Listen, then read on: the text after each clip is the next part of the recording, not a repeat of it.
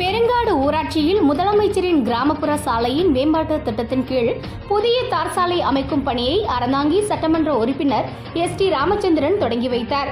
புதுக்கோட்டை மாவட்டம் அறந்தாங்கி அடுத்த பெருங்காடு ஊராட்சியில் முதலமைச்சரின் கிராமப்புற சாலையின் மேம்பாட்டு திட்டத்தின் கீழ் புதிய தார் சாலை அமைக்கும் பணியை அறந்தாங்கி சட்டமன்ற உறுப்பினர் எஸ்.டி. ராமச்சந்திரன் தொடங்கி வைத்தார். இந்த நிகழ்ச்சியை பெருங்காடு ஊராட்சி மன்ற தலைவர் மல்லிகா சதாசிவம் ஏற்பாடு செய்திருந்தார்.